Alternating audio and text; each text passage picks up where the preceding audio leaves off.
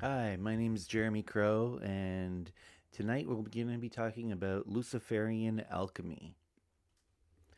So, I see we have a few people here waiting already. True, welcome. Ryan, UT, Picky, is this for today? Yeah, it's for right now. Welcome everybody who showed up today, the Occult Corner. Welcome. Um, so, tonight we're going to be talking about Gnostic Luciferian Alchemy, or just Luciferian Alchemy, you can say. This is the system of occultism that is taught within the Novus Ordo Luciferi. This is an esoteric order that I founded just slightly over a year ago, and it has been in development for many years. You could say roughly about 30 years or so. But there are roots that it had in previous organizations that had gone inactive, and the material had been refined and updated, expanded, and that sort of thing to come together to form a complete system. And that system of occultism we're calling Luciferian alchemy, and that's what we're discussing today. So this system has is informed by a Gnostic Luciferian mythos or theology, you could say.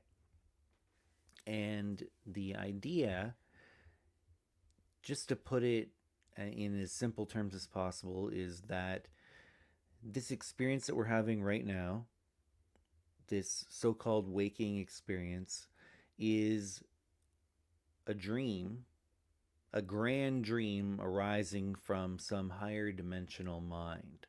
Just like our own individual dreams arise from our own individual mind, this grand dream, this larger dream, is arising within the substrate of what I like to refer to often as the void.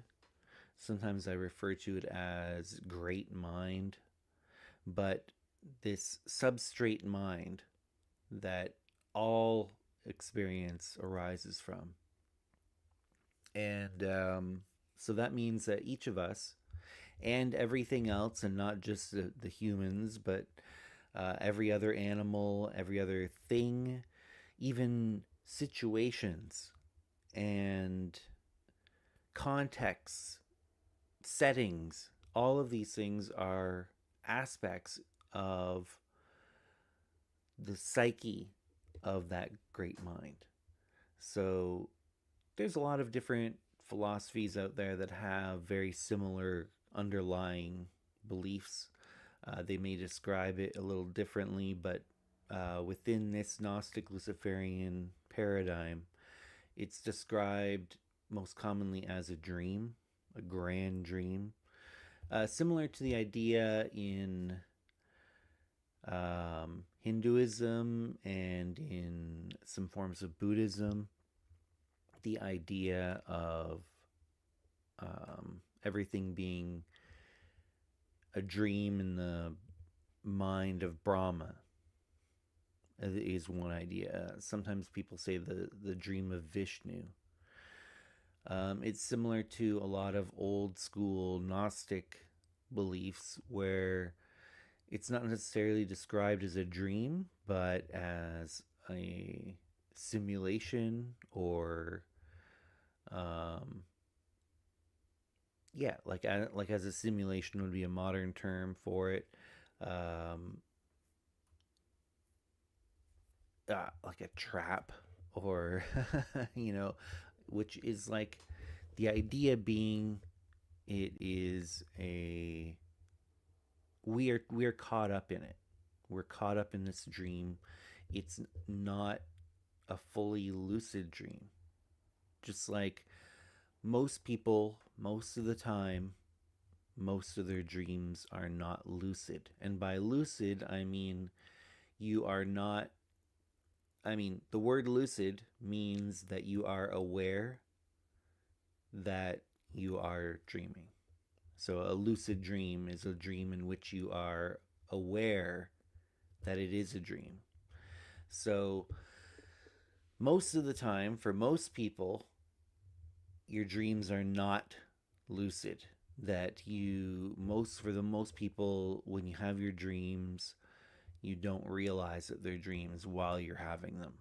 Later on, you wake up from it and you realize, oh, I was dreaming. But occasionally, what happens on a rare occasion for most people, but if you are aware of techniques that can make it happen more frequently, then it'll happen more frequently.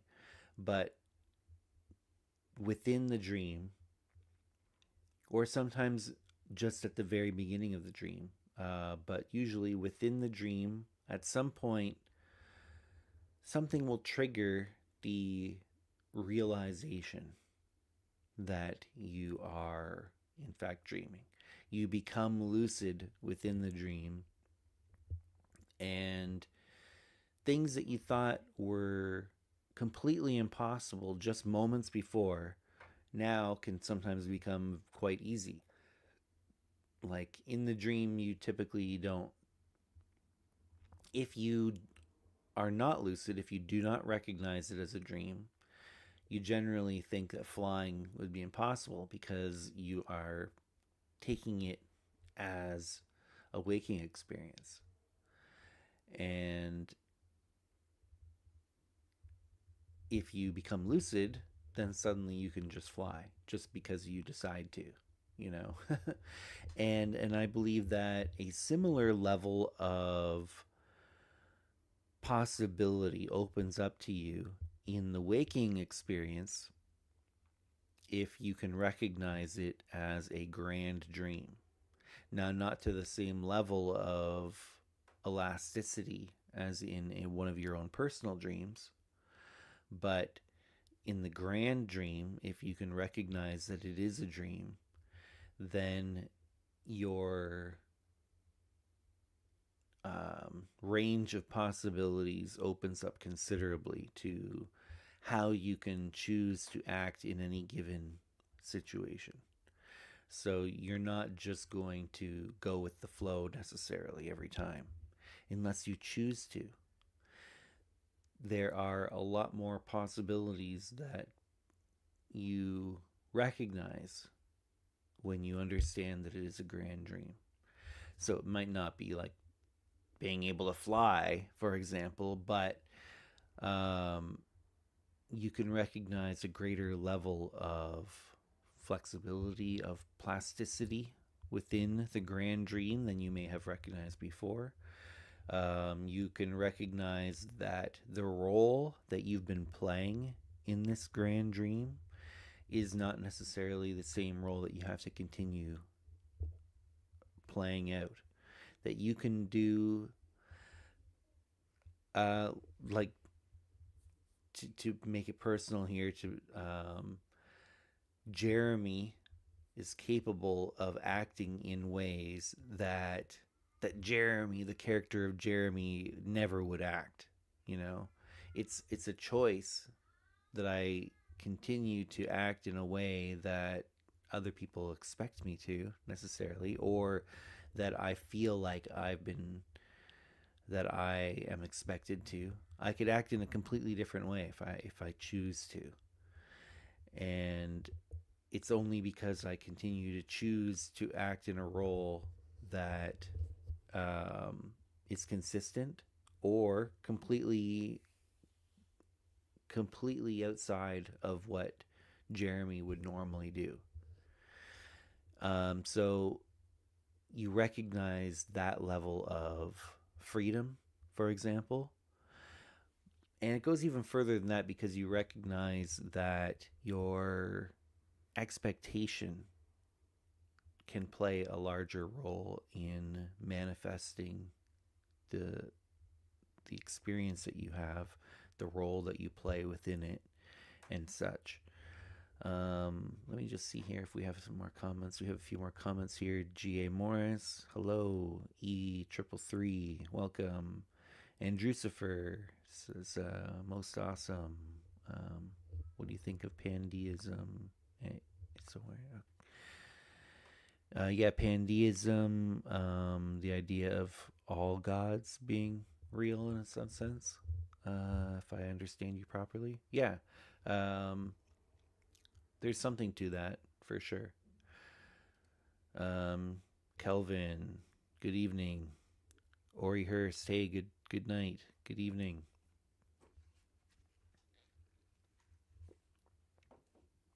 Okay, so that's the underlying idea behind that informs Luciferian alchemy. So now that you recognized that you are that you are a projection of an aspect of the psyche of some larger mind, you could say, what do you do? When you realize that you're a dream character, what do you do? Well, you realize that everything else is also ultimately a part of you. And this is a realization that we see in a lot of different forms of mysticism.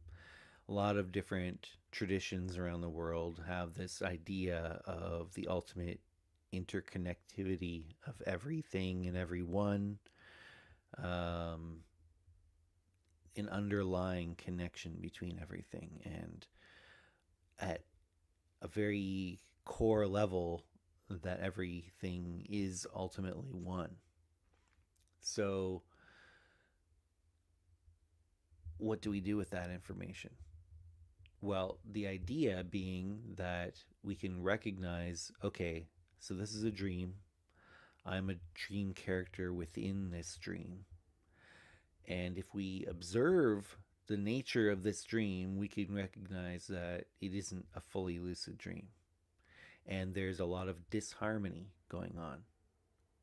And we can look at some ideas in philosophy, the perennial philosophy that kind of resonate with this.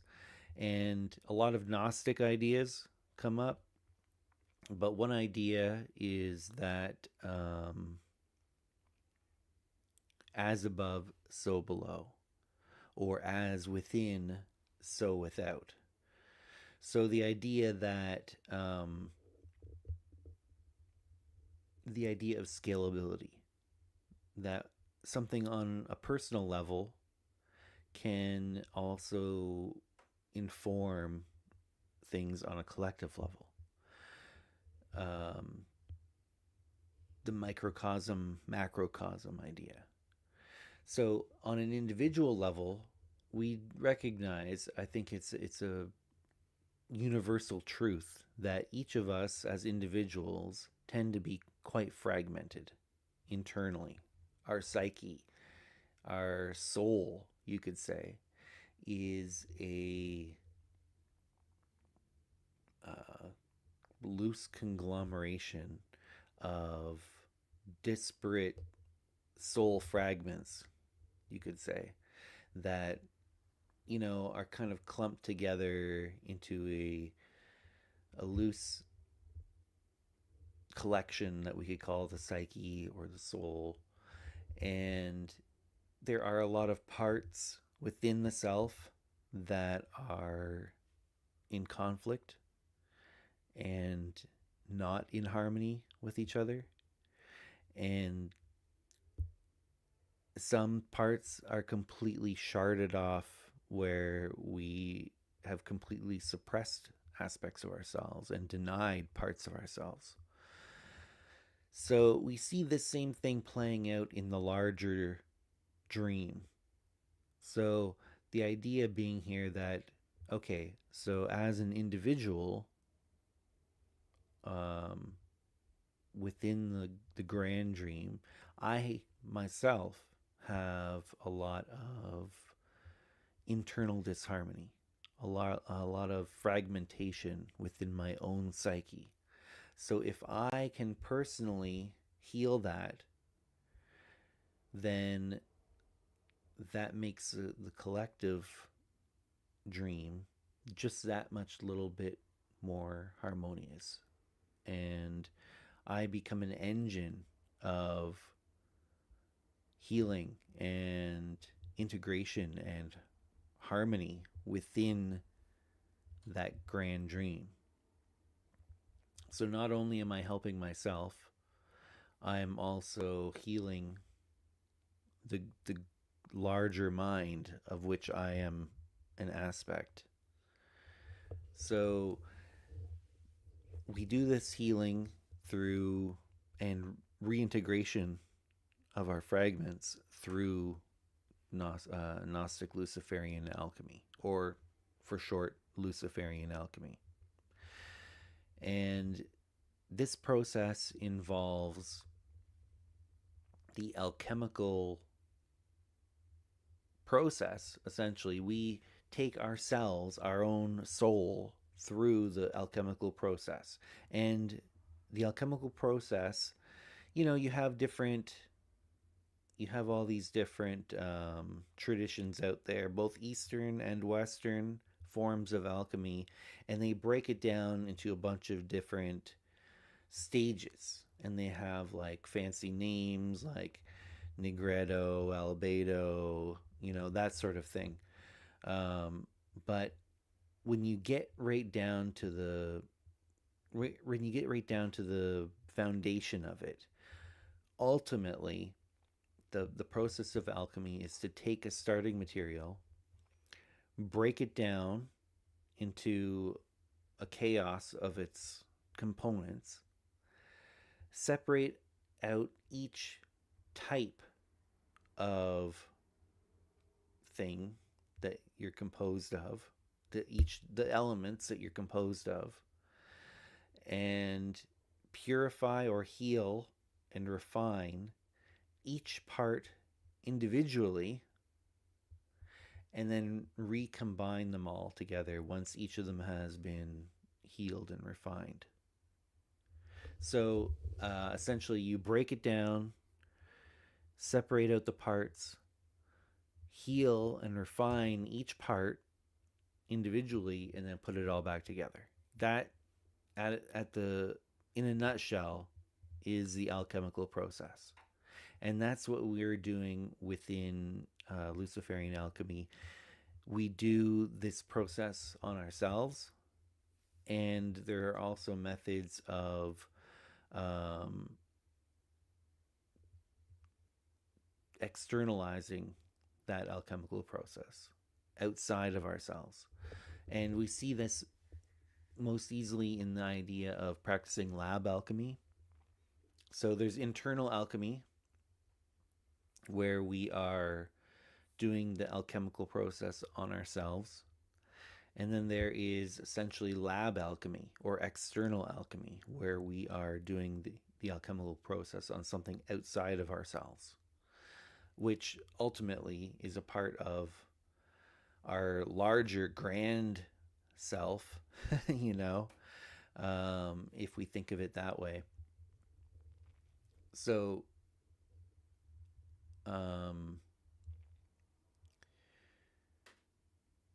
when we do an alchemical process on, let's say, to create an herbal simple, that's one of the most basic,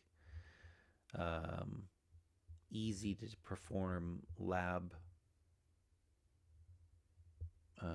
externalized alchemical preparations. It's called an herbal simple, and you basically take some sort of plant matter, you ferment it similar to how you would make wine, and then you separate out the different components through decanting, distilling, and evaporating, and that sort of thing, the different main components. And we talk about these as the three principal elements. And these three principal elements are water, fire, and air.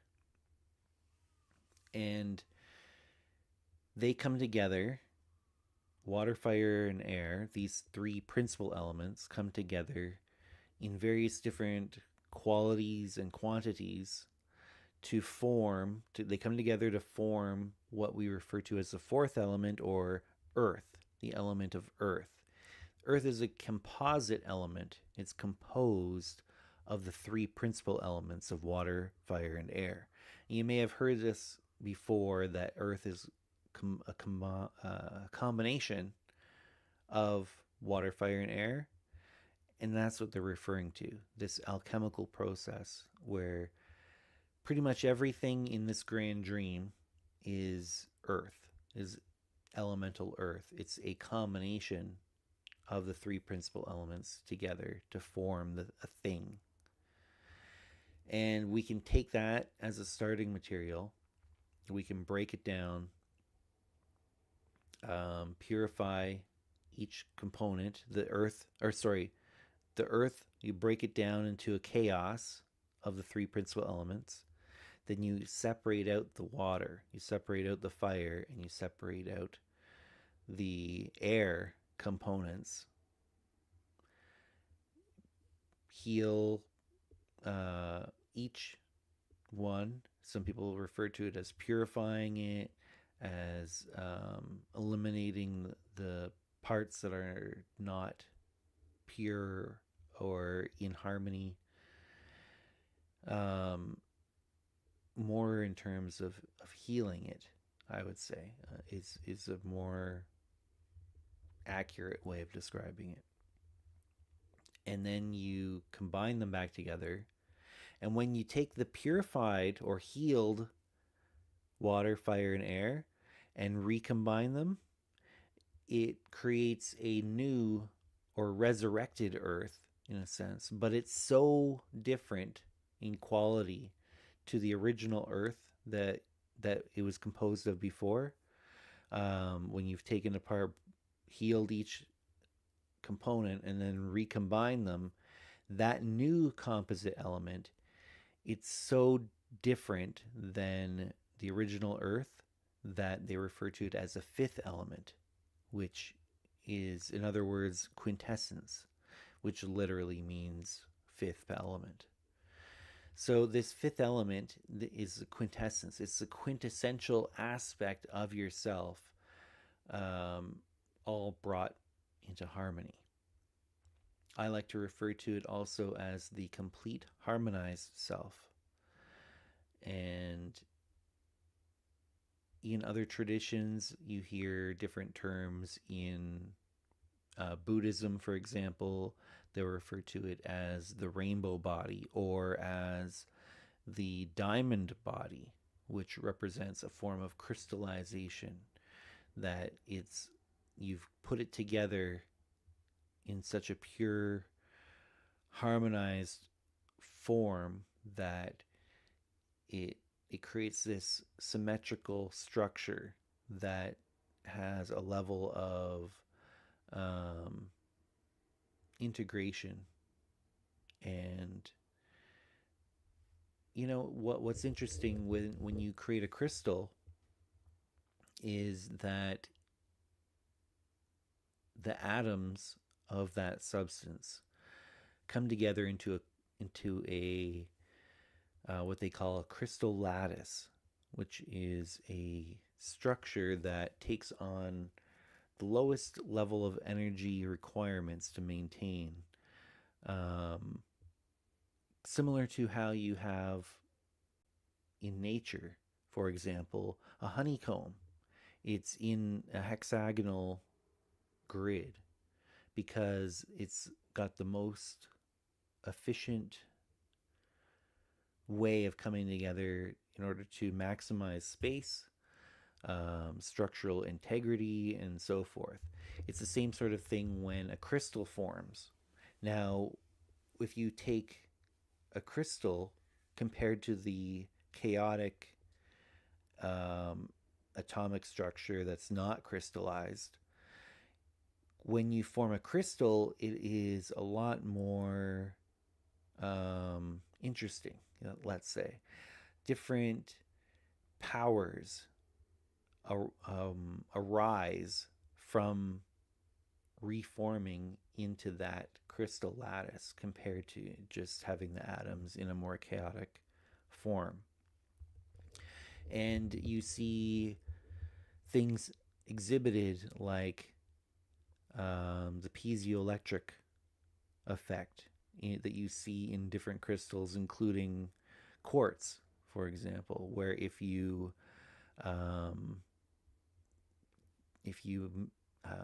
bend it or deform it, they say in scientific terms, if you bend it or squeeze it, then it will generate an electrical charge. You can generate electricity with the crystal by bending it, or bending or putting pressure on it will generate electricity. You don't get that kind of thing from the atomic structure that's not in a crystal lattice of that substance. Another thing that you see in crystals is a prismatic effect. So it will bend and disperse light in different ways than the non-crystallized form, where it can separate out the different bands of light, for example, as in like a prism. It can reflect light in really interesting ways that you don't see in the same atomic substance that's in a chaotic form compared to in a crystal form. So I like that term, the crystal body, or as the diamond body, because it's like taking the carbon atoms that are the major ingredient, you could say, or the major component of our physical body. And if you could get that crystallized into a diamond form, for one thing, that is one of the hardest substances on the planet that we're aware of, is a diamond. And it refers to the idea that it's a lot more structurally, has a lot more structural integrity, and it's harder to kind of break apart than you can't just crumble it in your fingers, for example. Whereas you could have a pile of carbon in the form of, coal, and you could just crumble it in your fingers. Whereas if you have it in the crystalline, the crystal lattice form of a diamond, it's extremely hard. You can't just break it apart. And this ties into the afterlife as well, if we want to take it that far, which we might as well. Let's get into it. So the idea here is that if we take that same macrocosm, microcosm, or as above, so below, that Hermetic axiom, we look to see, okay, on the physical plane, what happens when we die, when our body stops functioning. One of the first things that happens is that the bonds between the different components of the physical body start to break apart, and then all the different components eventually go their own way and go on to make other physical bodies. And some parts break down more than other parts before getting reused. But yeah, that's essentially what happens, is your physical body, the different components holding together, or the bonds holding together the different components of the body, start to break down, and the different parts all disperse and get reused. So similarly, on the non-physical plane, you could say on the level of the soul, the individual soul, the bonds between the different soul fragments that Like I said, most people, in most cases, their soul or their psyche is a loose conglomeration of fragments. And so after death, the bonds between those soul fragments start to loosen and break apart, and eventually those soul fragments go off and end up getting reused in other souls. And the one difference here is that being non-physical, it's not limited. So the each individual soul fragment can get recopied multiple times instead of just like a part of the body getting reused multiple times at the same simultaneously. That can't happen physically, but it can happen on the non-physical level because that limitation doesn't exist on that level of existence. So but ultimately, the soul breaks down into fragments and goes off to get reused for other souls. And some people refer to this as the second death.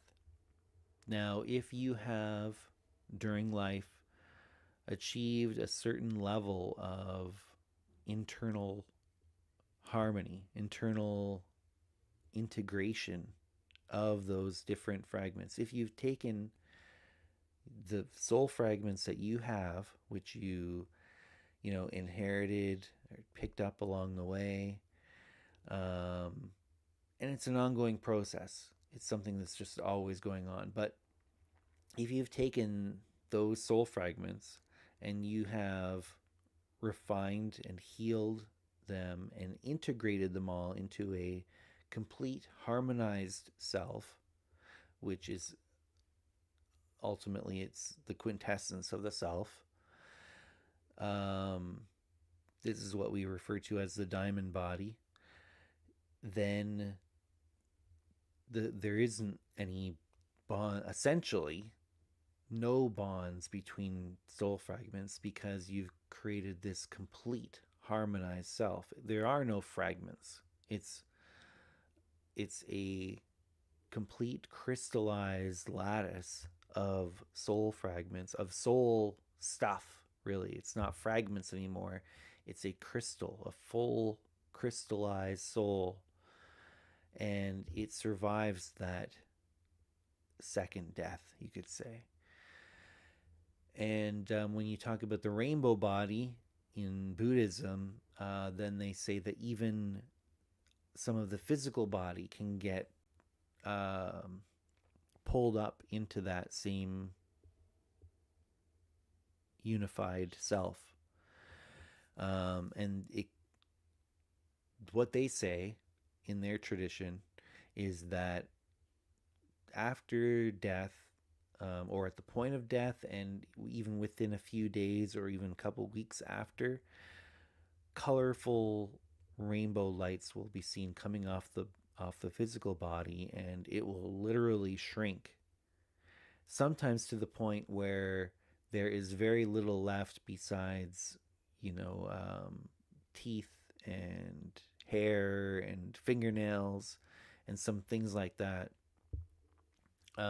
Is in their tradition that they say, because you've not only crystallized and unified, harmonized the soul fragments, but also you've pulled up the physical aspects of it as well and integrated that as well. So that's where we get the idea of the rainbow body coming into play, because that process involves a display of colored lights around the physical body. And Lucifer says, death isn't death, like dissociated spirit souls.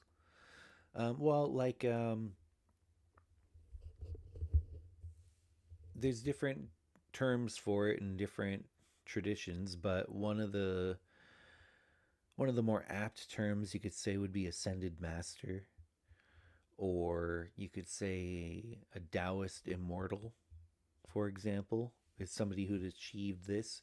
And we also refer to this process, especially in the left-hand path and Luciferianism, it's often referred to as apotheosis, which is, the term literally means to become a god, the process of becoming a god. And so this is to become this, an entity or a force of nature in your own right. How can I be remade and be whole?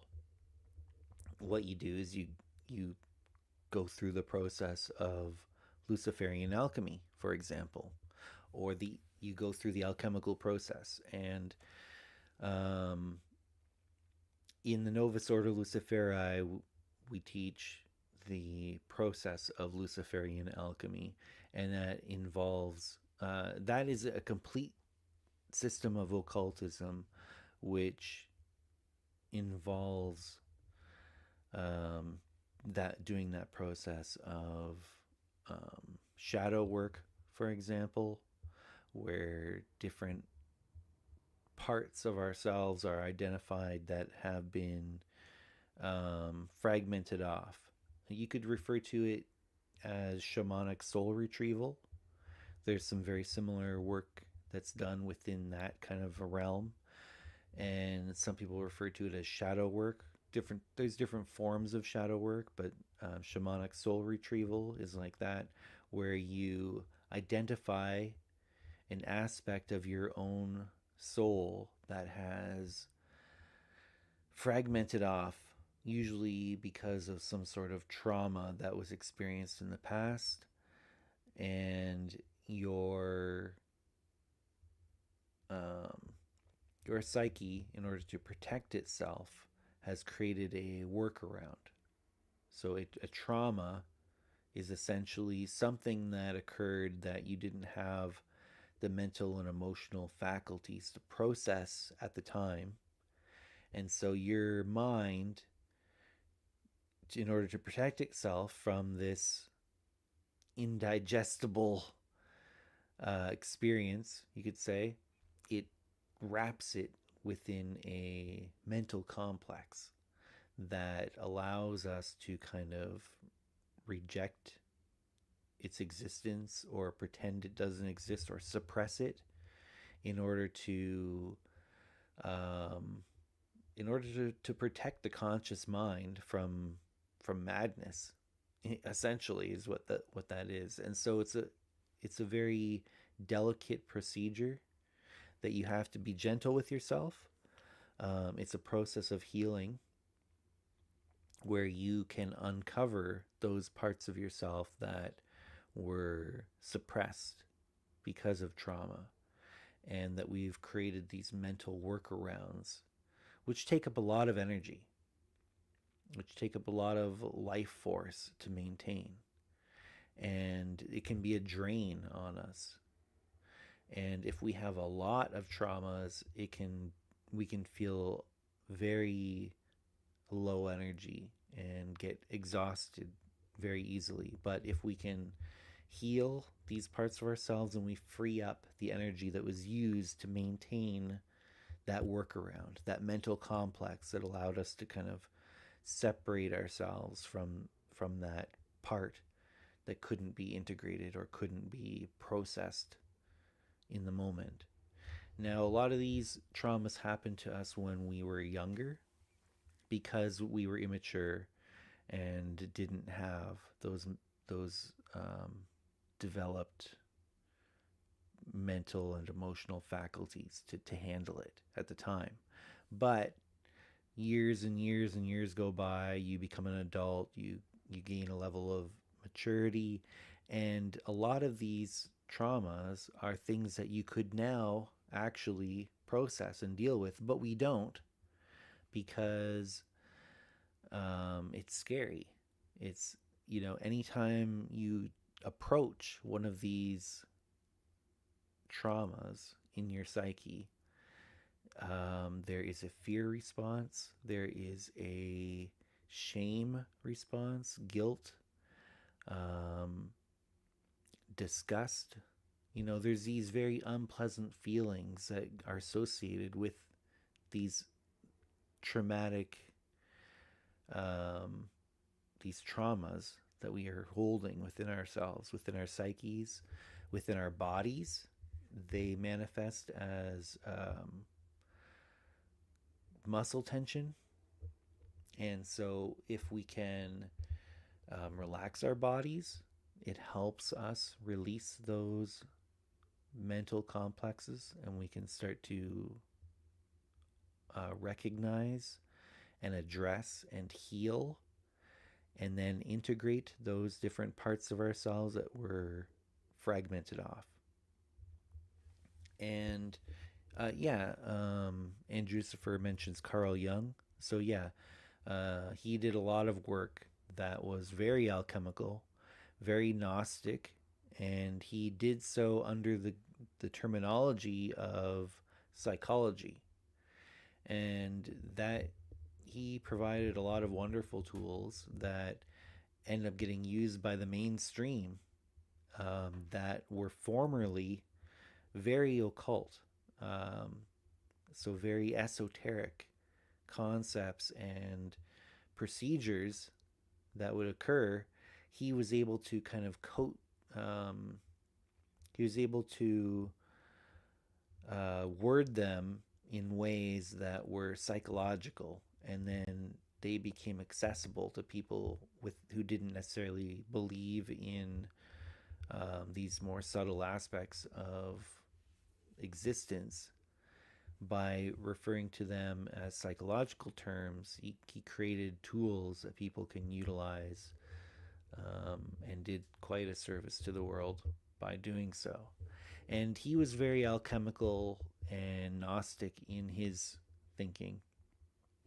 Um, he wrote a document called the Seven Sermons of the Dead, which is a deeply Gnostic text. He worked with dreams, heavily worked with dreams. He had this extremely vivid dream journal that he would draw art, and he would paint and create art pieces within his journal, that were stunning. There's some really amazing artwork that he did in his dream journal, which is referred to as the Red Book because it has such brilliant colors and really interesting and evocative pieces that he did. So yeah, Carl Jung was somebody who took a lot of esoteric and occult concepts and techniques and was able to kind of bring them to the masses. So yeah, Carl Jung is. We utilize a lot of the language that he used to describe these things because he did so in such a brilliant way. Let's see. How does this affect your sleep control? And do you mention weed? Well, so if you utilize cannabis, it has a physical biological effect of suppressing REM sleep. So you're not going to get as intense of or as much rapid eye movement phase of your sleep. And the REM phase of your sleep cycles are the points at which you are most likely to be having a vivid dream. And that's the stage where you're most likely to be able to achieve a lucid dream if you are doing practices that help you have more frequent lucid dreams, or just randomly. If you have a lucid dream, it's usually within the REM phase of your sleep. And so having a habit of chronic cannabis use can be a major disadvantage in this type of work. So you are making it a lot harder on yourself to achieve the lucid dream state, which is excellent practice for a waking lucid state, which is roughly equivalent to the idea of enlightenment in Eastern philosophy. And you see that the word enlightenment, at its root, it has light as the root word within enlightenment. And it's similar to the idea of illumination, which also is the idea of light, you know, the coming of light, or the bringing of light, or the lighting up of something. And lucid, the word lucid for lucid dreaming or lucid living, that word lucid also has a root of light in it. And so I feel like the idea of lucidity is a Western term that is roughly equivalent to the idea of enlightenment. So you can achieve different levels of it. It's not just a switch off binary thing, off or on. There are levels of it where, for example, if you are having a non-lucid dream and then you achieve lucidity within it, then you've achieved a certain level of enlightenment within the dream itself, within the context of that dream. But you don't necessarily have the wisdom to go along with it. You haven't necessarily fully thought out the implications of it. So it's only like one level. Just recognizing that you are in a dream is one level. Understanding the implications of that and being able to apply that knowledge is another level beyond that. So it's not just, there's a spectrum, right? There's more to learn beyond that initial recognition or realization. Lucid living hyper awareness, Andrews for asked. Well, yeah, kind of. One might say it's related to a term called metacognition, being able to think about the way that you're thinking. Picky says, as a lucid dreamer, I can say that THC makes dream recall almost non-existent. Yeah, exactly. So it can really kill your chances of achieving dream recall in general. So being able to remember your dreams upon waking. And it makes it a lot harder to have lucid dreams if you're using THC or cannabis products in general. So yeah, if you're going to be embarking upon Luciferian Alchemy, then it's recommended to abstain from cannabis products for the most part. You know, people have different reasons for using that, but if you can minimize your use, then the less amount you use, the easier it'll be for you.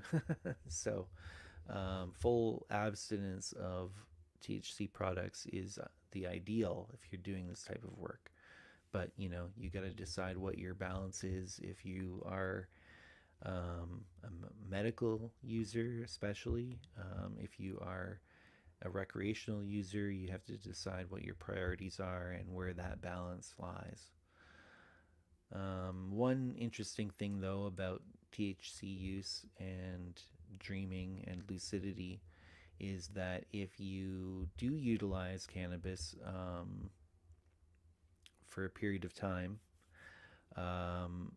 say for medical use or even just say for recreational use, it doesn't matter why, but let's say you utilize it for a period of time and then take a break.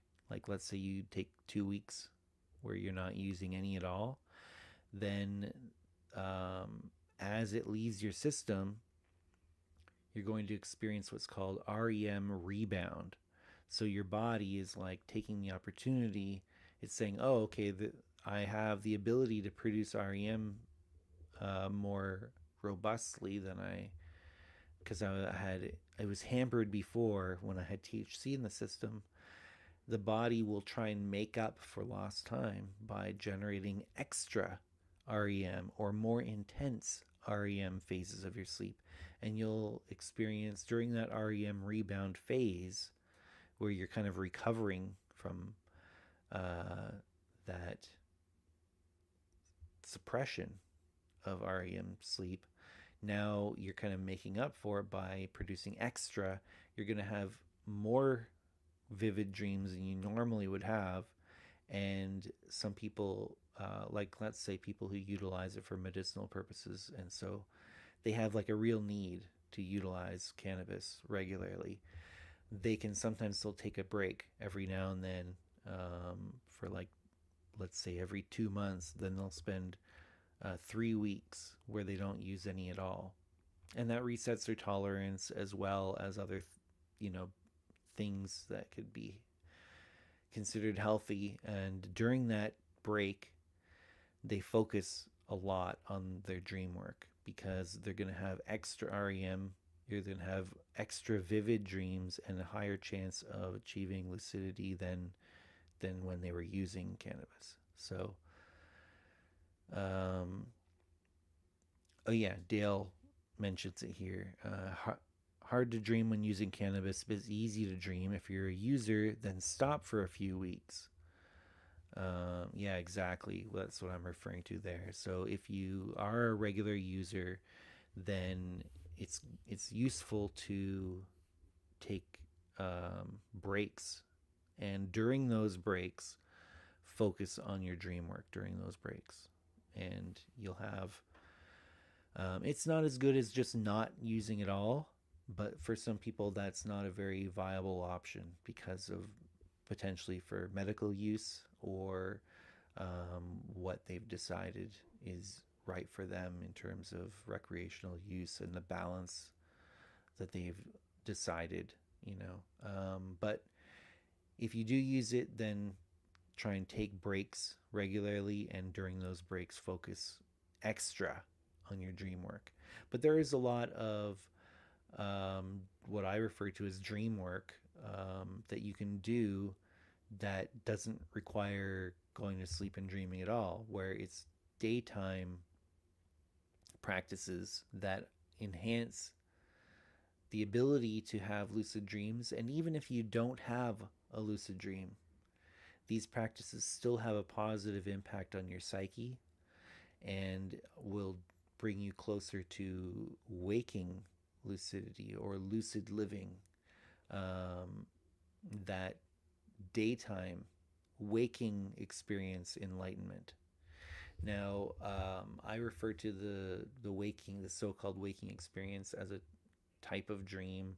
I used the term grand dream before, but on the personal level, when you're having the so-called waking experience, I refer to that as a solar dream. And when you fall asleep and have your own personal individual dream, I refer to that as the lunar dream. But yeah, I get into a lot more depth in the teachings within the Novus Ordo Luciferi, including teaching documents that go over some of these ideas in more depth, as well as practices that involve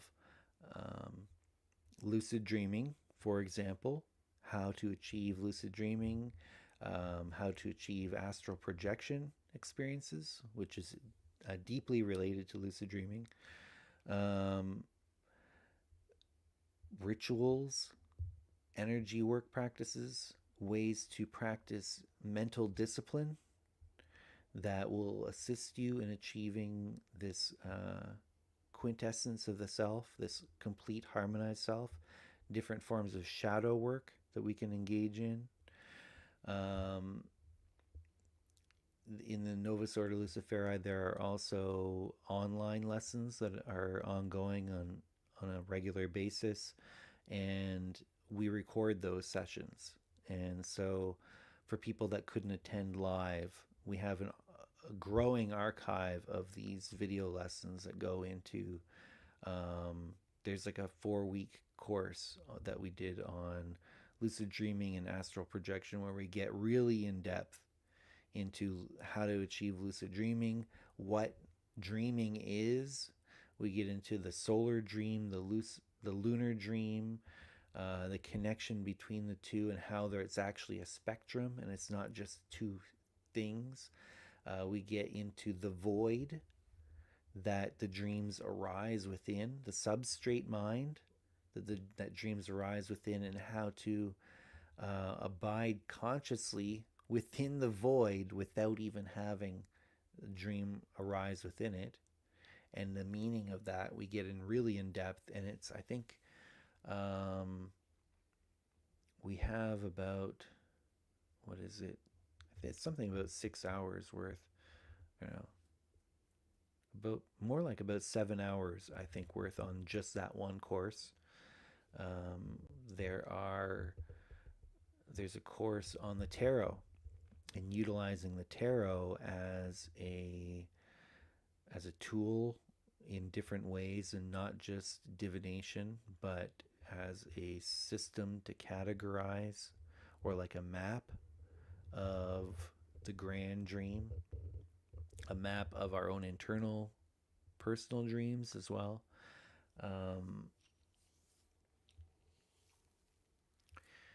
And that one was a 4-week lesson, a 4-week course, about 7 hours or so of recorded material for that. And if you join the Novus Ordo Luciferi, you get access to all of those back videos that you can watch and go through, as well as any ongoing ones. You can attend them live if you have the availability at the time that it's happening.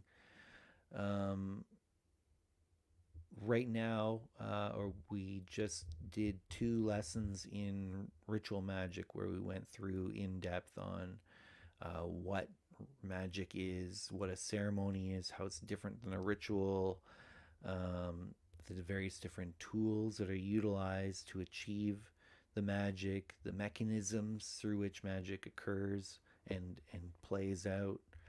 And then we go in the second lesson, especially, we go in depth into the various different tools that are utilized in magic, and why they are effective and how they operate and that sort of thing.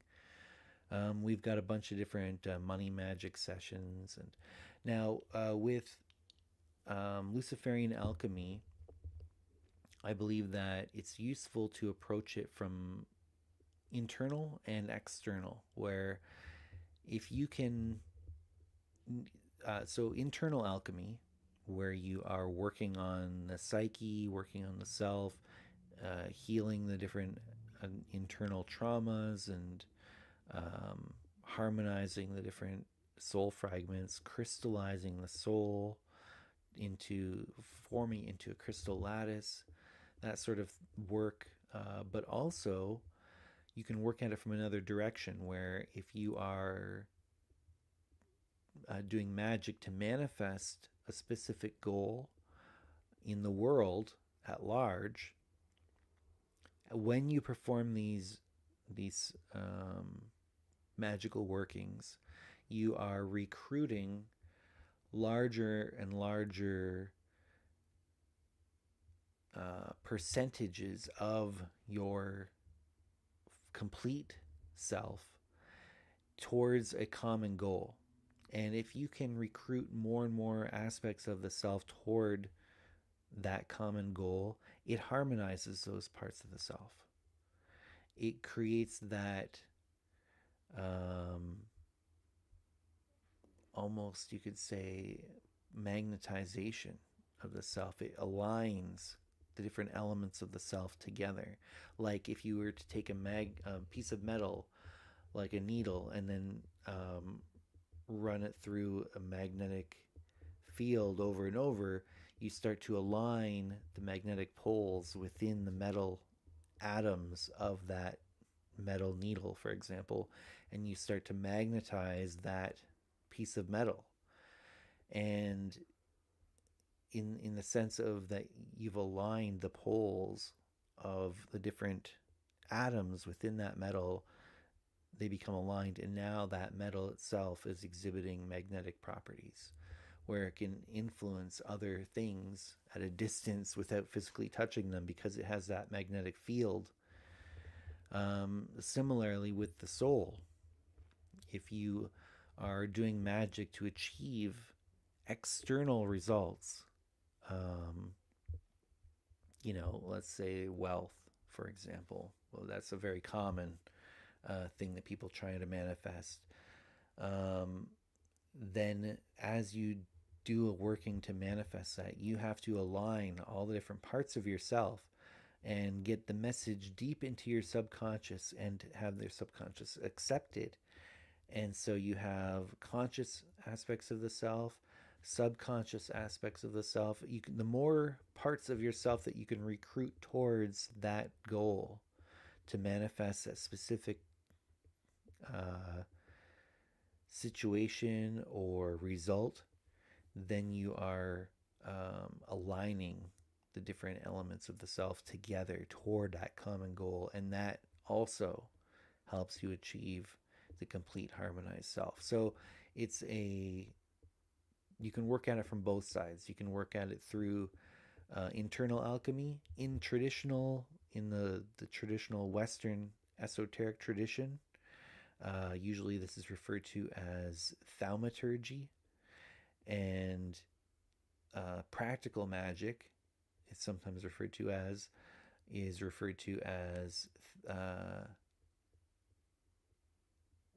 or no, sorry, theurgy is the internal alchemy, and thaumaturgy is like the practical magic. And so both are useful in helping you achieve that complete harmonized self. And so these are the types of things that we get really in depth into in a very practical way within the Novus Ordo Luciferi. So if anybody is interested in joining the order and learning the private teachings and practices that are reserved for members, there is information in the description of this video for how to go about doing that. A lot of this is organized through the Patreon, where you can pay your membership dues, which are very modest. It's only $5 a month. Via the Patreon platform, you can do it. Or you can pay your membership dues annually through a different shop link, and you save like a month per year in fees. So in terms of your membership fee, you can save a bit of money if you're going to be doing that on an annual basis, which is the best deal, ideally, if you want to go that route. But you can access the material with just by paying the membership dues through Patreon at $5 a month, and you can check it out, and you can cancel at any point. But yeah, that gets you access to a back catalog of, I don't know, must be approaching about 35 hours of recorded video lessons, for example. We have something like 35, 40 core documents, which are teachings, practices, etc. There is a degree structure that has been put in place for those who want a more formalized approach to the material, where they can go through the material in a very curated, sequential, logical sequence and get recognition for achieving proficiency at different levels. And there's so much more that continues to be produced for this order. Beyond that, once we hit a certain level, I'm going to start rolling out the Ziggurat of Enki series of degrees, which we focus on more planetary magic through exploring these concepts in the Babylonian mythos. So all of it is very heavily informed by Gnosticism and specifically Gnostic Luciferianism and the alchemical process. So, yeah, um, Luciferian alchemy is the process of achieving that um, complete harmonized self through internal alchemy, through practical magic to achieve results in the real world. Um, and by real world, I'm using the common terminology because I feel like um, the the the grand dream, the dream of existence that we have when we have the so-called waking experience, is just as real and just as unreal as the experience we have when we have our own internal personal dreams, where we fall asleep and have our own internal dreams. It's just as real and just as unreal as the experience we have when we have an astral projection experience and that sort of thing. Any experience we have at all is a type of dream, ultimately. And we can also have the non-experience of abiding within the void, where there is no experience arising from it, where that experience generating aspect of the mind is not turned on, and we are just abiding consciously within the void or substrate mind. And yeah, it can get really profound. It can get very advanced and very deep. So yeah, there's a lot going on there. The film, Dale mentions here, the film Waking Life by Richard Linklater is a great film on lucid dreaming. Yeah, it's a really cool. I really enjoyed that movie. I've seen it probably at least a dozen times. I think I have it on DVD somewhere. Dale also mentions I get regular visits from my long dead cat that I had for 18 years. Yeah, I get visitations from a pet dog that I had named Cinnamon, that we had her for 19 years. So, yeah, she shows up in my dreams and visits me every now and then. Yeah, flying is super fun in dreams. Yeah, heck yeah. Let's see. Oh yeah, Dale also mentions that the euphoria you can get from having a lucid dream can be many times more potent than the high you get from cannabis. So yeah, it's a good trade-off, but it does take work. You do have to put the effort in. For most people, some people it just comes naturally. I've got a friend who every dream she has is lucid, and it just comes naturally to her. But she also has narcolepsy too. So, but yeah, that's one benefit that she has from that, is that she always has lucid dreams, which is pretty amazing. Andrew Lucifer mentions Azathoth. Yeah, so that's a great name drop.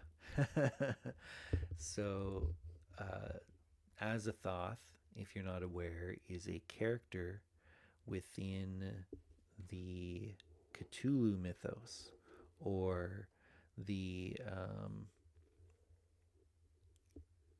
the horror stories, the horror fiction of H.P. Lovecraft.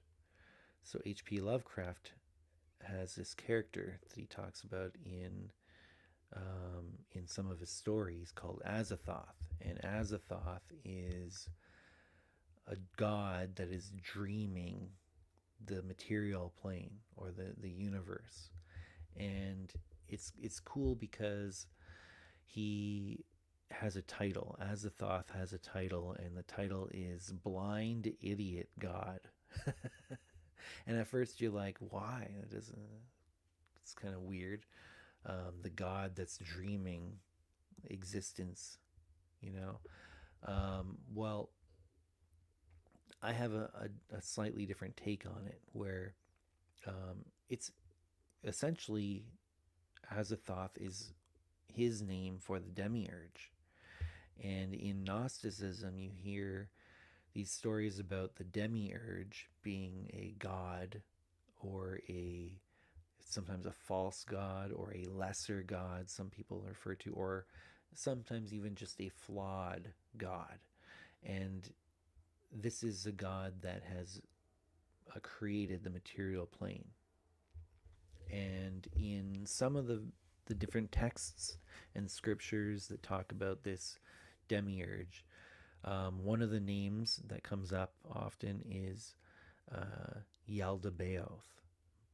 But more pertinent, there's a name called Samael. That's one of the names that's used for the demiurge. And Samael means blind god, or the blind one, sometimes it's referred to as. And another name that comes up in Gnosticism for the demiurge is Saklas, and that means foolish one. So you have this idea of the blind idiot god, where you have like Samael as blind, you have Saklas as foolish, and so you have that kind of connection there with Azathoth.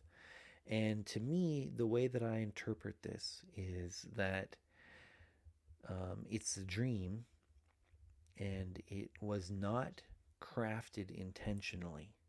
It arose spontaneously within that substrate mind. Just like our own individual dreams, we don't tend to craft these dreams consciously, intentionally. They just spontaneously arise within our mind, right? Same with the grand dream arising within substrate grand mind, or the void. It just arose spontaneously. It wasn't an intentional crafted creation. The other element of it, the blind one, that we get caught up in this creation. We get caught up in this simulation, the dream, and we start to take it literally rather than symbolically. And, there's a saying that I've heard by Andrew Holochek, who is somebody who speaks a lot about lucid dreaming. And he's a Buddhist, but he also is involved in integral philosophy and other forms of esoteric thought that he studied. But he has this saying that you can take it seriously, but don't take it literally. And he's referring to this experience that we're having, whether we're having a waking experience, or what I refer to as a solar dream, or if we're having an asleep dreaming experience, which I refer to as a lunar dream. Either way, if we're having an experience, you can take it seriously and it can be meaningful, but try not to take it literally. It's a very symbolic experience that we're having in either case.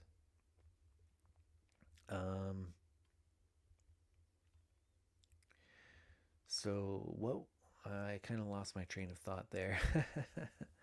But yeah, so that is, oh yeah, waking life was a cool dream. And then we talked about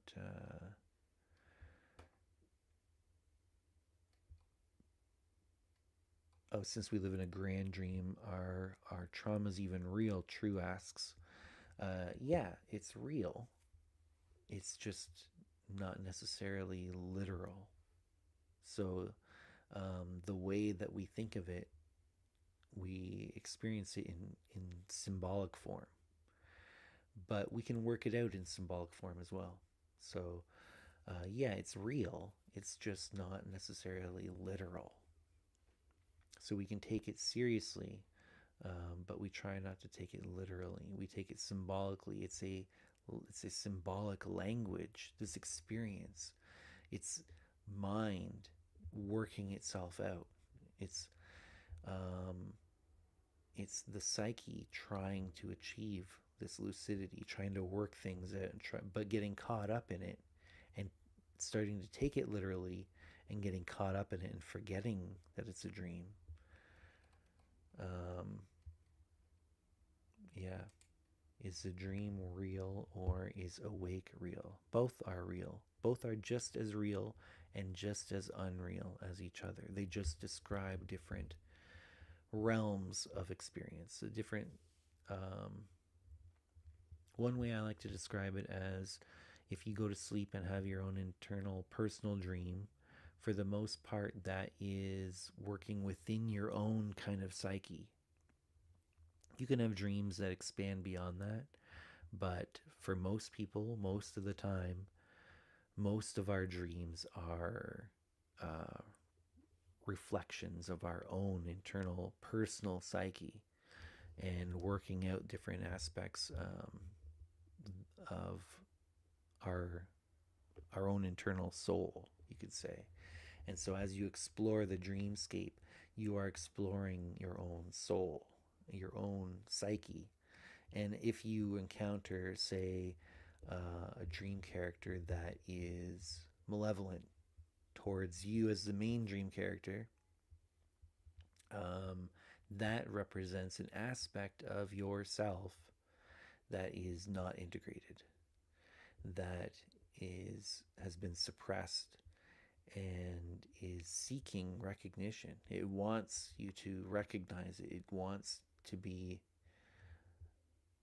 embraced and accepted and integrated. It wants to have expression, but it's being suppressed. It's estranged, an estranged aspect of the self.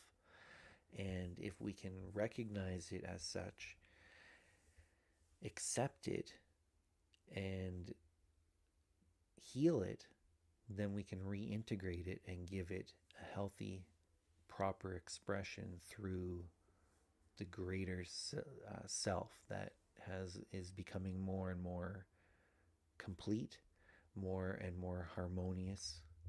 Why does it want to scare us? Because it is in pain. It what if like why do people who are um, people who experience issues like abandonment issues where their parent wasn't around or something, they might lash out because they're seeking that recognition, you know, similar to a part of ourself that we have denied. It's estranged, it's been cut off, and it seeks it's in pain. It's a part of ourself that is hurting and it wants that integration, but it can come at you in a way that is antagonistic, and we have to recognize that, approach that situation with unconditional love and acceptance and willingness to see it, to understand, to engage in a healing process with that part of ourselves, and ultimately to integrate it fully within our psyche. And that's how we build the crystal. That's how we gradually crystallize, form that crystal lattice. And then as we achieve that crystal lattice within our soul, that structured harmony, then we exhibit greater and greater powers and abilities. So you can also use the analogy of light. We've been using that term a lot, and if you've gotten this far and you weren't really aware of the whole Luciferian thing, the word Lucifer is a Latin word that literally means bringer of light, light bearer, that sort of thing.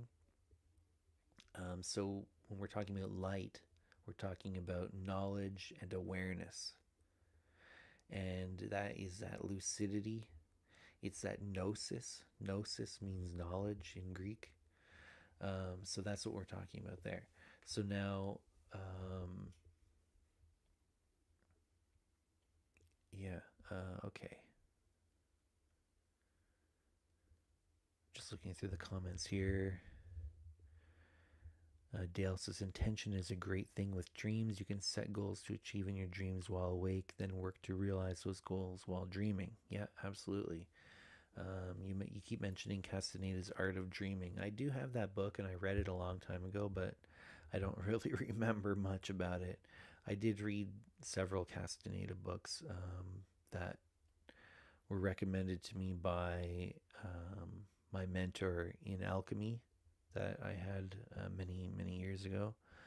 Um, he taught me both internal alchemy as well as lab alchemy. He started with lab alchemy, and then we eventually started. He started mentoring me in internal alchemy as well, and this was from a Western Hermetic perspective that teacher came from, in particular, and that was Rubophilos was my mentor in alchemy, and his teacher was a lady that was directly taught by Frater Albertus. So that's the lineage through which some of my teachings in alchemy have come through, from Frater Albertus to one of his direct students, a lady in New Zealand. I can't remember her name, and then she taught Rubophilos, who taught me. And so that's one of the lineages of teachings that I've inherited in my experience, in my background. But I've also studied other forms of alchemy outside of that, not just Hermetic alchemy, but also I've looked at a lot of different Eastern forms of alchemy as well, especially Taoist internal alchemy. And a lot of these ideas are very resonant and congruent with each other. And I was able to take what worked best in my experience, as well as other elements of esoteric thought and practice, and forge this new system that I refer to as Luciferian Alchemy, as I said, which I've been teaching in to members of the Novus Ordo Luciferi.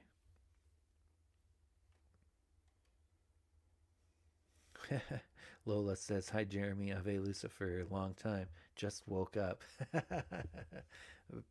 Excellent. Congratulations, Lola, on waking up. We were talking about the idea of achieving lucidity, which some people describe as waking up within the dream without actually physically waking up, but waking up to the idea that you're in a dream, to recognition that you are within a dream. And likewise, when having the waking experience, waking up or becoming lucid of the idea that this is a grand dream, and that sort of thing.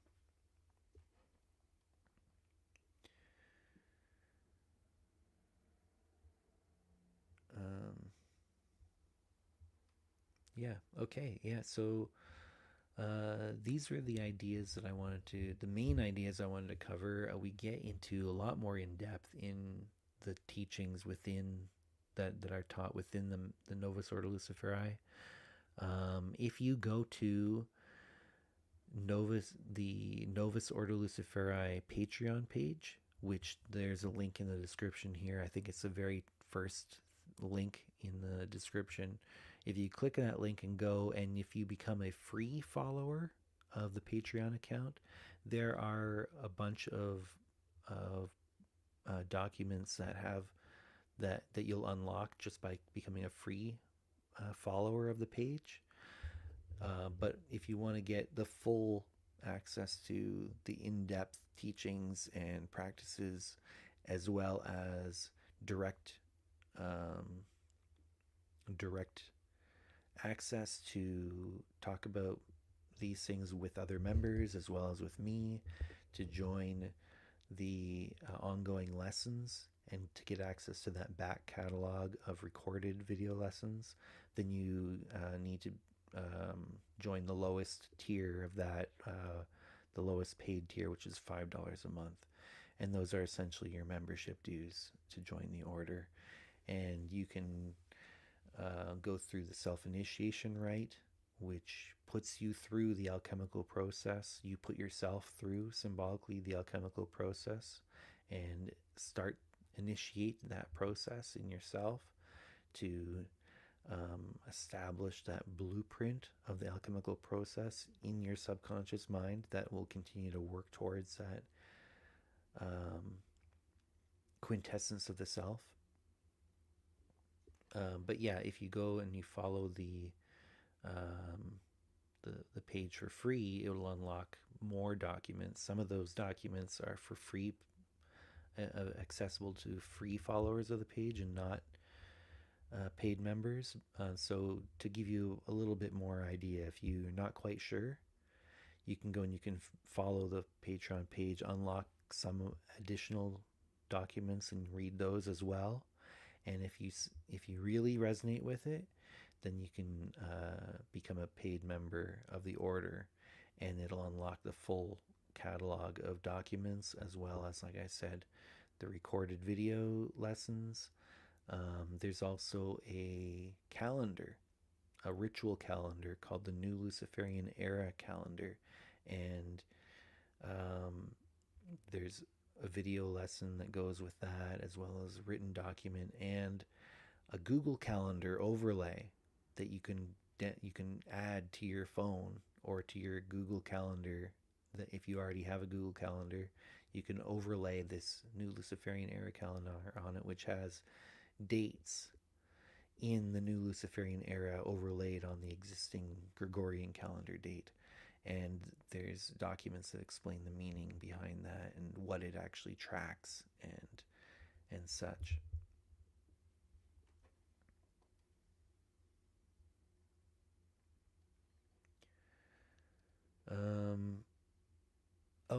And one other thing that I wanted to mention is in a lot of the practices that are taught within the order, we utilize three major, I like to call them electrochemical states, where you can utilize to encourage unity on the three main levels of existence. So we can talk about and these relate to the three principal elements, and they relate to like the body, the soul, and the spirit. The body, the physical body that we have here, the solar body, you could call it, or the solar dream body, the lunar dream body, which is like the dream body or the astral body, and the transpersonal spirit, which is the most subtle level of consciousness that is shared and exists in the void, where even when there is no experience being generated. So on those three main levels, you have you can achieve you can encourage unity and harmony by working with the trio of lust, love, and devotion.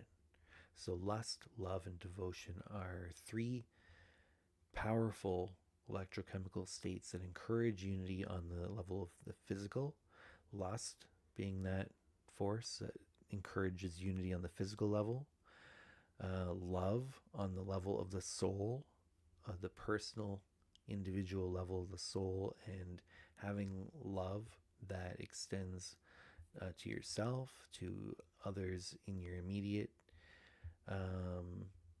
circle, as well as can be extended out beyond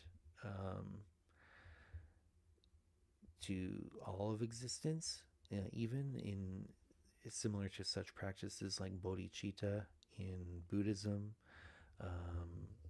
practicing these ideas of unconditional love and stuff can help polarize or align, harmonize the soul to create unity on the solar level.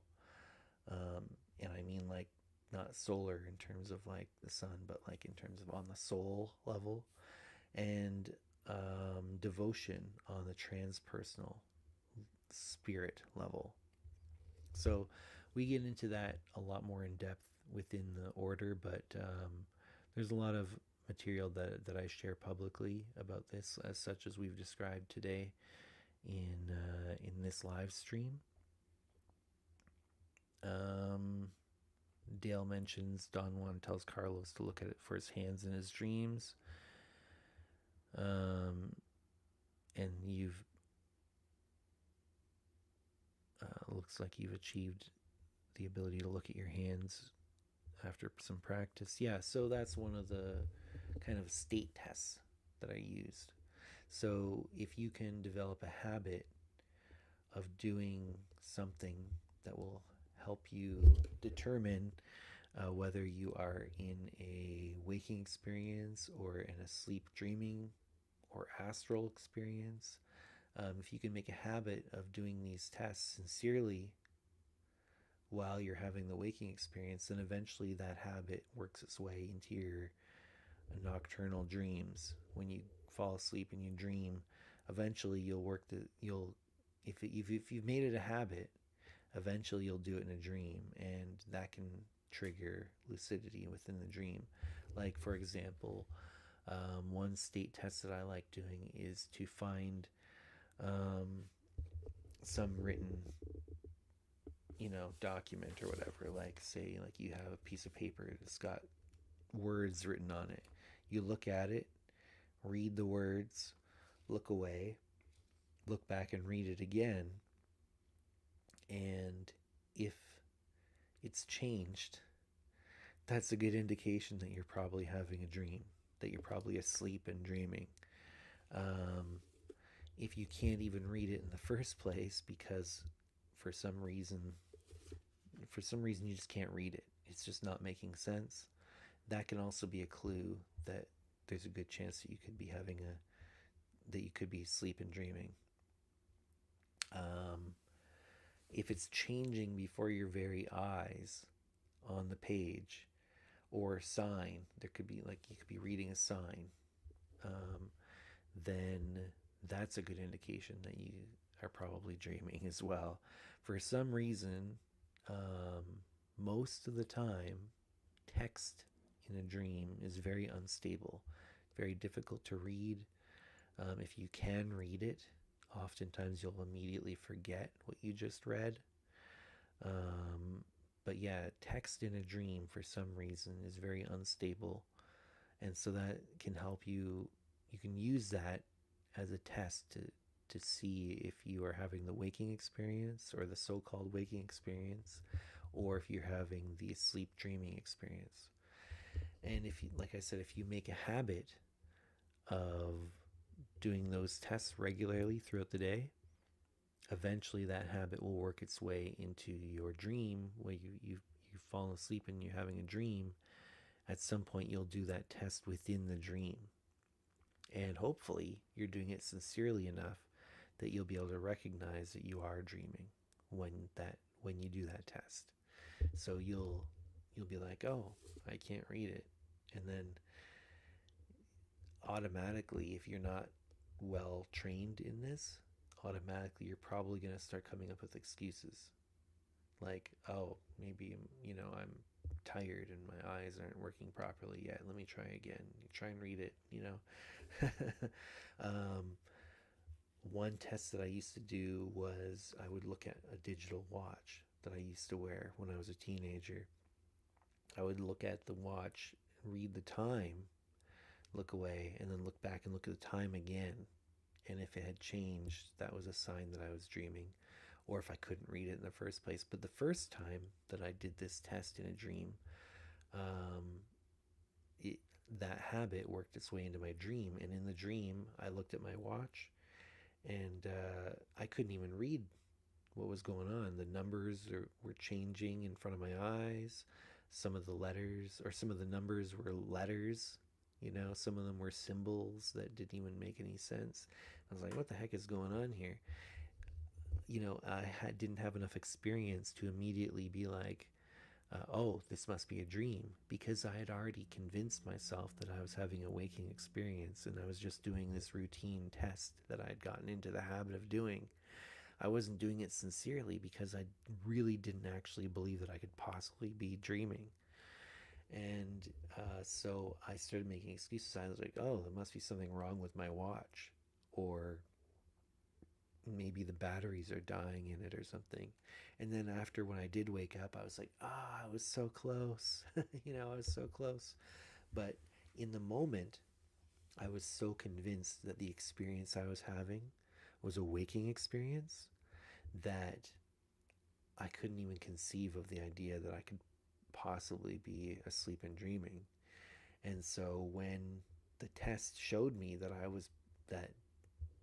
it gave me the sign that I was dreaming, I couldn't interpret it that way because my brain didn't even accept that possibility. Or my mind couldn't accept that as a possibility. And so I came up with other reasons for why. I was like, oh, something wrong with my watch. Maybe the batteries are dying or something. But that experience helped me, because then after that, I did my state test a lot more sincerely, and with the I was able to suspend disbelief a lot better, to entertain the idea that having maybe I am asleep and dreaming right now. Maybe I'm not having the waking experience, because we always assume whatever experience we're having, the automatic assumption is that we're having a waking experience, and we get caught up in that and take it as a literal type of experience. And even this waking experience isn't even literal, and we get caught up in this as a literal experience of reality as well, where it isn't. It's a symbolic experience of reality. But either way, we get caught up in that narrative, and it's hard to see outside of it.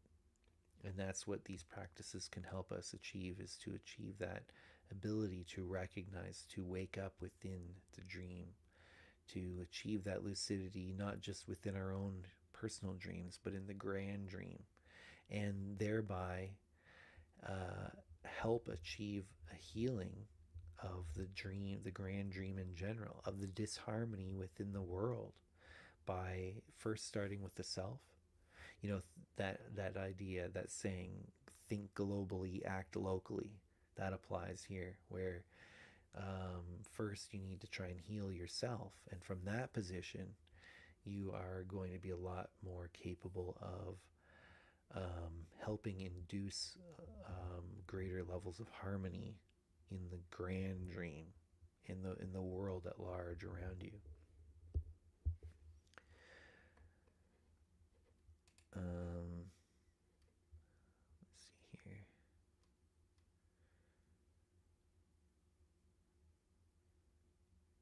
You've told people that you think this is a dream but not sure, but if I realize it is, I'll show them by flying, then realize it is a dream, and I'm like, see, it's a dream, and then fly around the room. Ta-da! Yeah, I've had a lot of fun in lucid dreams. I've spent a lot of time in lucid dreams trying to convince other dream characters that what we're experiencing is a dream. And one experience in particular, and I like to share this because it was a very pivotal moment for me. It was a very transformative dream for me. I was having a dream, and it was non-lucid to begin with. I didn't realize that it was a dream at first, but I was having a conversation. I was sitting across from somebody, and him and I were just chatting like friends. And during the conversation, I came to the realization, oh, actually, this is a dream right now. And so I said to um, my friend in the dream, I said, did you know that we're having a dream? Did you know that this is a dream right now? This is a dream. We're in a dream. And then he was like, oh, well, if this is a dream, is this your dream or is this my dream? And then I was like, what? A dream character asked me that? I had just assumed that it was my dream, right? And but when he asked that question, a dream character asked that, it threw me off guard, and I was like, when I think about it, I don't really even know the answer to that. And so I actually kind of like directed the question to like the highest aspect of myself that I could think of, the most pure quintessential part of myself that I could conceive of. And I just said, help. Like, I don't understand, I don't know. But then I got this flash of insight, this epiphany came to me, and I had an answer, and I said to him, if this is a dream, it's just as much your dream as it is my dream, because ultimately we are one.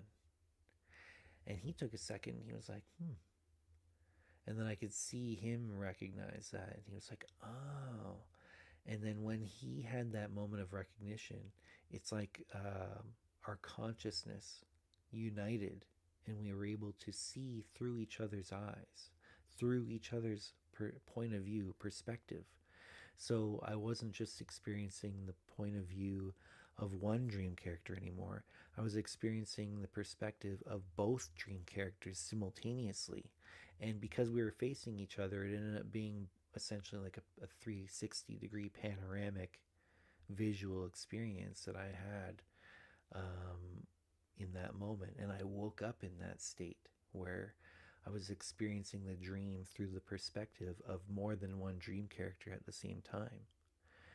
And it made me realize, when you are having a dream, the dream character whose perspective you're experiencing the dream through, that's not the dreamer. That dream character isn't dreaming everything else, and everything else isn't an aspect of the mind of that dream character. That's just one dream character. It's represents the part of yourself that you accept consciously, the part of yourself that you identify with. And everything else in the dream is a part of yourself that you don't fully accept necessarily, that is a part of yourself that isn't completely 100% integrated. And the more antagonistic a dream character is toward that primary point of view character, the more into the psychological shadow that aspect of your psyche is, the less integrated it is into this conscious part of what you've accepted as who you are. And so the idea is to accept all of yourself and bring it into harmonious integration, rather than having parts of yourself that you recognize as you and other parts that you think of as like when you're having a lucid dream, you it's very common for people to go around saying, oh, you're in my dream, whereas it's like a video game character going around and telling other dream or other game characters, you're in my game. Well, no, the dream or that game character, like Mario, going around and telling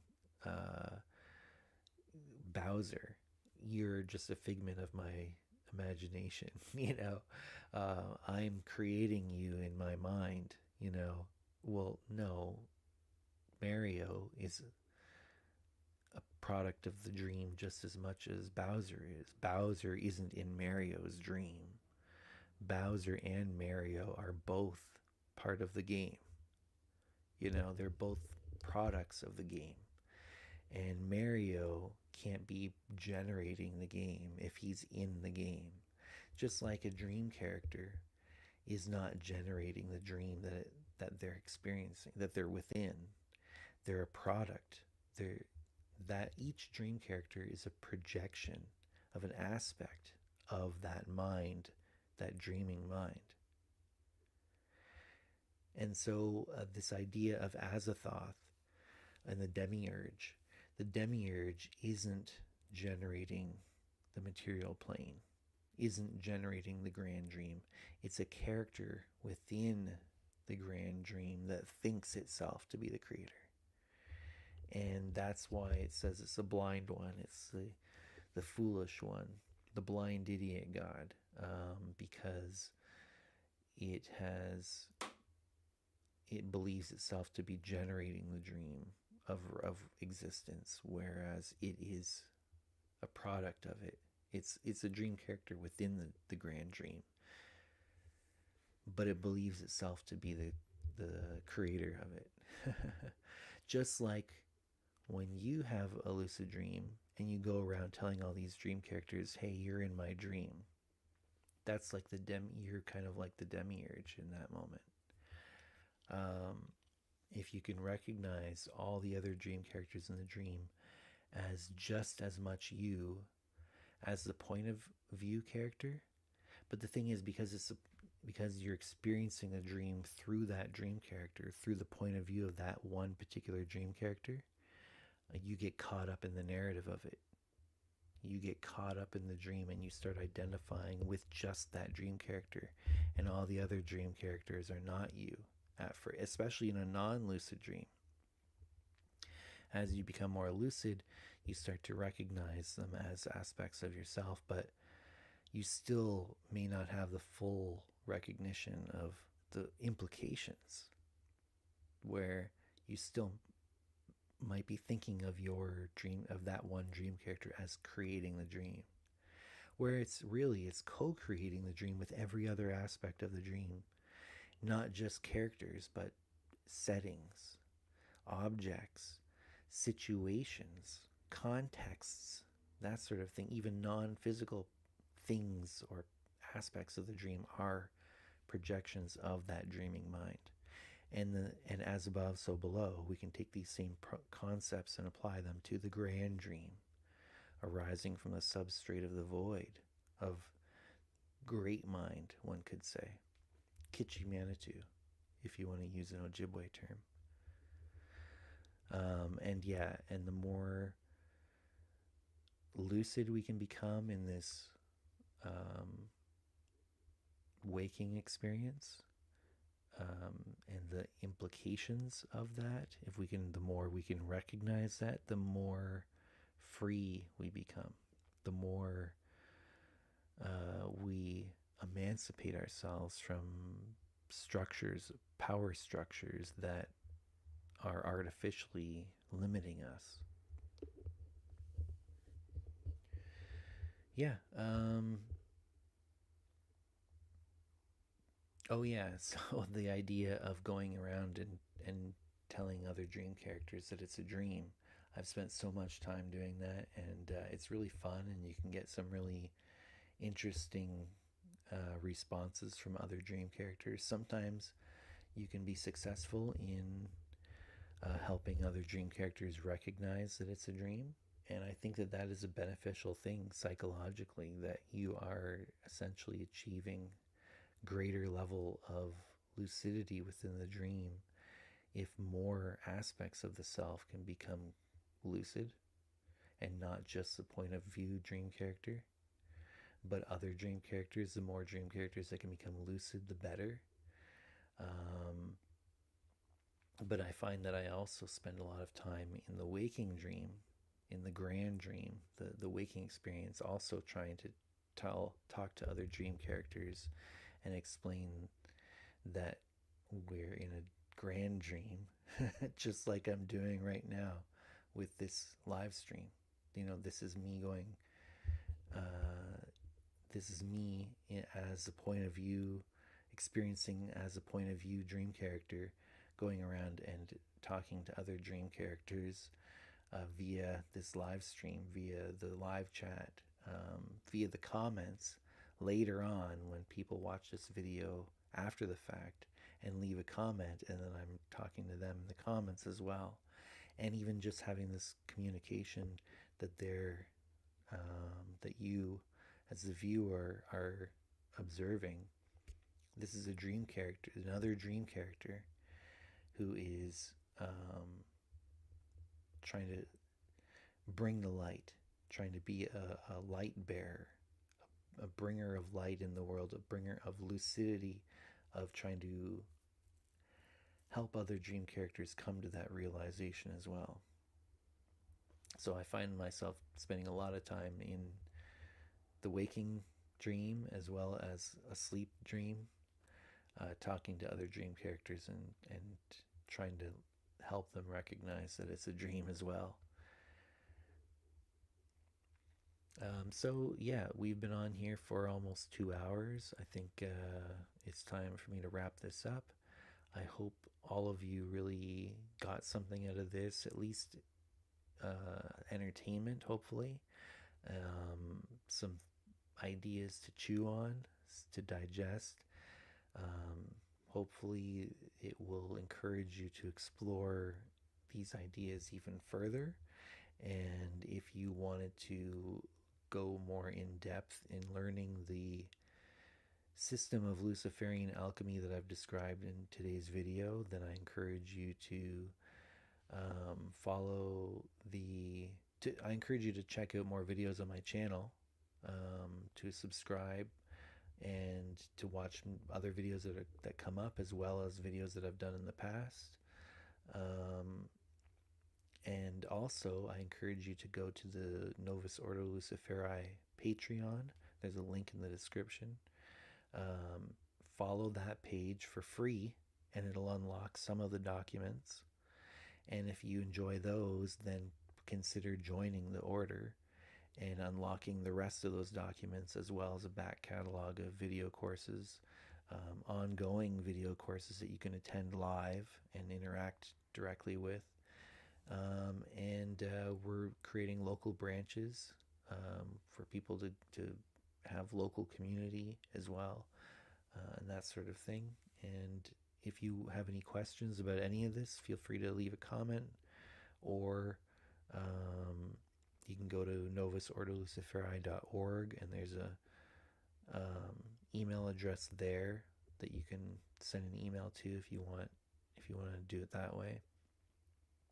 You can also join the Luciferian Research Society Discord server for free, completely for free, and you can interact with a community of people there that aren't just Novus Ordo Luciferi members, but people from the occult community in general, especially Luciferians, but other left-hand path practitioners, as well as just occultists in general, people exploring the esoteric philosophies.